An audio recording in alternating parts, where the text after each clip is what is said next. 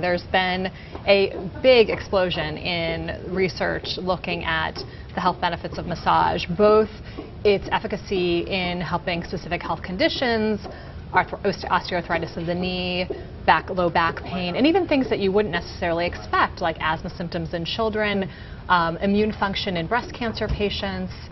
So a wide variety, even weight gain in low birth weight babies. So is there, with all this building evidence that you've been collecting to sort of one nice place here, which we'll have in the Personal Journal tomorrow, is there a move to have, I know some insurers cover massages, but only a little bit? It's very limited. And the current state of affairs is most private insurers that I talk to, it's not included in the standard benefits package. WellPoint told me that insurers that employers can decide to pay extra to add it on.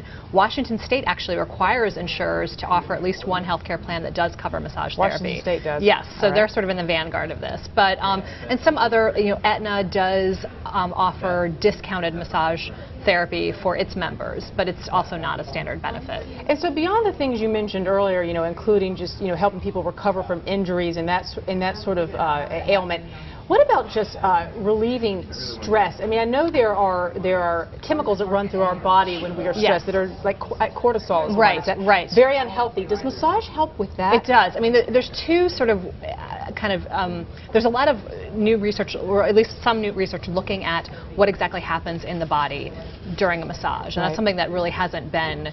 There have been a lot of theories, but not really any hard evidence. And looking at both what happens to the individual muscle, that's being manipulated, but also really looking at this whole neuroendocrine system. And yes, and what people have found is that it really does help bring people into a parasympathetic state, which is the more relaxed state, and that that can lead to things like reduced inflammation in the body, lower levels of cortisol, and so they're looking at it how there's one study that's going to be underway looking at it as a treatment for generalized anxiety disorder.